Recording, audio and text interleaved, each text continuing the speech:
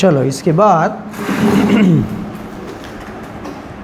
H+ जो है, ये H+ के साथ ये इलेक्ट्रॉन प्रक्रिया करते हैं, और ये H+ आयन इलेक्ट्रॉन के साथ प्रक्रिया करने के लिए कहाँ से आएगा? तो H+ जो है वह हवा में, वातावरण में पानी होता है, पानी के साथ कार्बन डाइऑक्साइड जो मिश्र होता है, तो पानी और कार्बन डाइऑक्साइड जो मिश्र होगा उससे मिलेगा H2CO3।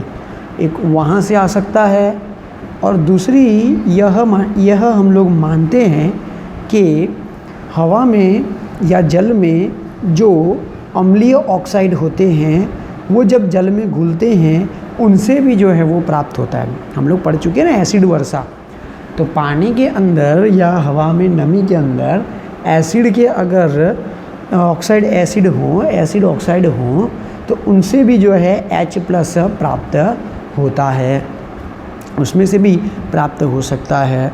अब ये जो H+ आयन है वो सीधा ही इलेक्ट्रॉन के साथ प्रक्रिया नहीं करता है, वो ऑक्सीजन के साथ जुड़ जाता है और ऑक्सीजन का जो है वह रिडक्शन करता है। ठीक है, तो H+ क्या करेगा? H+ आयन की उपस्थिति में ऑक्सीजन का यहाँ पर जो है वो रिडक्शन होता हुआ देखने को मिलेगा। अब वो रिडक्शन कैसे हो रहा है वो मैं आप लोगों को बता रहा हूँ। ठीक है, तो वो जो ऑक्सीजन का रिडक्शन होगा, वो रिडक्शन वाली जगह जहाँ रिडक्शन होता है उसे हम लोग कहते हैं कैथोड।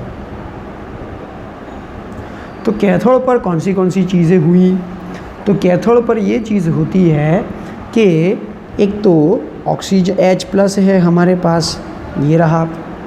दूसरा कि वह इलेक्ट्रॉन के साथ जुड़ रहे हैं, लेकिन इलेक्ट्रॉन कितने हैं?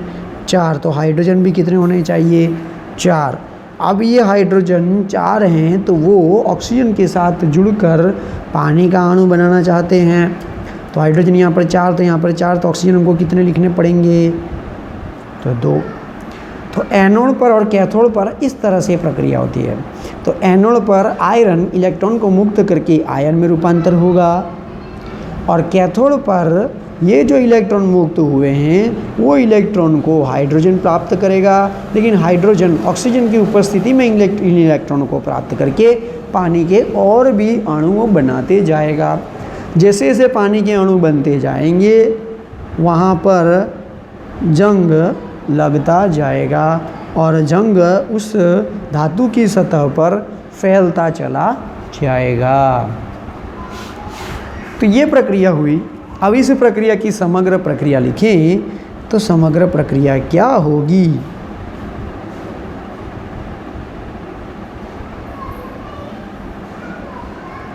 तो समग्र प्रक्रिया ये होगी कि 2Fe solid plus O2 gas plus 4H plus, left hand side right hand side electron cancel, 2Fe2 plus aqueous plus 2H2।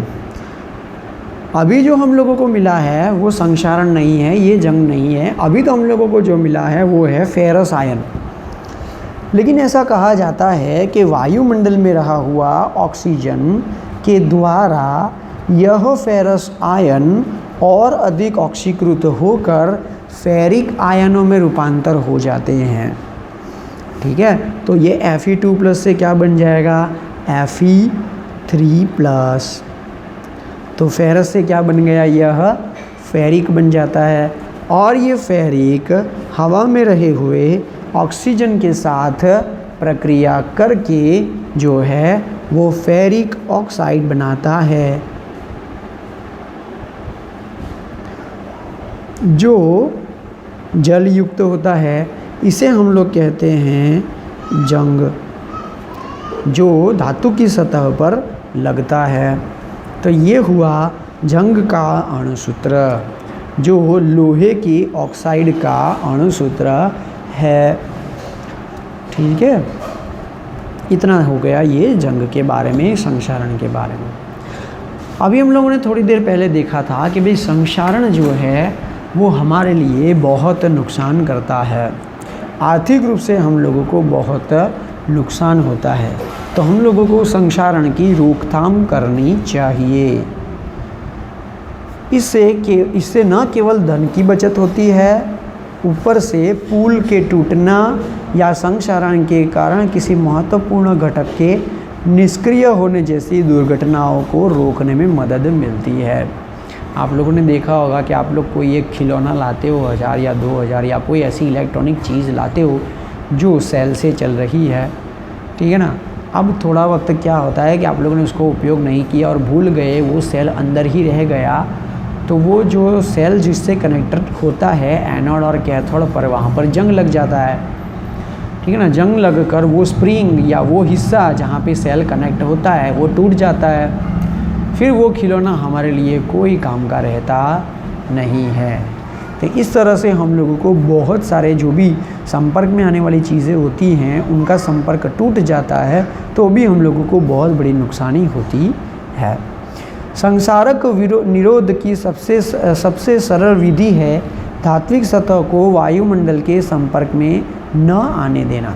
तो संक्षारण से को अगर रोकना है, उससे बचना है, तो आप लोगों को वो धातु की सतह को खुली रखनी नहीं चाहिए। अगर वो धातु की सतह खुली रहेगी, वायुमंडल के संपर्क में आएगी, तो 100% संक्षारण होगा।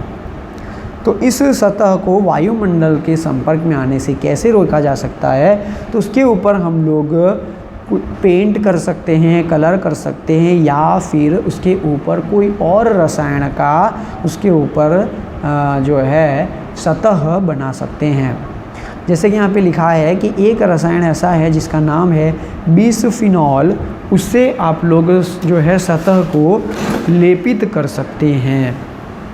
सबसे सरल विधि और भी है कि सतह को किसी अन्य ऐसी धातुओं से आच्छादित करना जो अक्रिय हो या वस्तु की रक्षा के लिए क्रिया में भाग ले, ठीक है ना। मतलब कि एक सतह हो धातु की, मानो कि ये धातु की सतह है, उसके ऊपर हम लोग किसी और धातु की सतह चढ़ा दें, जिससे क्या हो कि उस धातु की सतह का क्षारण हो, संक्षारण हो, परंतु अंदर रही हुई धातु जो है वो मस्त रहे, उसका संक्षारण न हो। तो वो हम लोग सतह लगा सकते हैं इन दो धातु में से कोई भी का। एक विद्युत रासायनिक विधि है किसी अन्य ऐसी धातु का उत्सर्ग इलेक्ट्रॉन उपलब्ध कराना जो स्वयं संक्षारित होकर वस्तु की रक्षा करे, ठीक है ना। तो वो होगा मैग्नीशियम और कोई भी जिंक हम लोग ले सकते हैं। देखो अभी जो है इसमें एक चीज़ मैं आप लोगों को जोड़ना चाहूँगा कि पहले की किताब में ऐसा आता था कि ये जो बड़े बड़े जहाज़ होते हैं जो पानी पर तैरते हैं वो भी धातु से ही बनाए जाते हैं। तो अगर वो धातु की सतह पानी के साथ संपर्क में आएगी तो उसको जंग लगेगा। लेकिन क्या करते हैं कि उस सतह के ऊपर दूसरी धातु की सतह की परत चढ़ा देते हैं, मतलब कि उस पर लोहे की परतें लगा देते हैं, ठीक है ना, प्लेट्स लगा देते हैं। तो क्या होता है, वो प्लेट्स पानी के साथ संपर्क में आकर उनका संक्षारण होता है, लेकिन अंदर की धातु की सतह जो है वो संक्षारण होती नहीं है, इसलिए जहाज की मजबूती बनी रहती है। लेकिन इससे एक ये नुकसान होता है कि जो आप लोगों ने धातु की प्लेटें लगाई हैं अगर उनका संक्षारण होगा, ठीक है, तो उसको बार बार बदलनी पड़ती हैं, ठीक है। तो ये था आप लोगों का चैप्टर नंबर 3 यहाँ पर पूर्ण हो रहा है, ठीक है।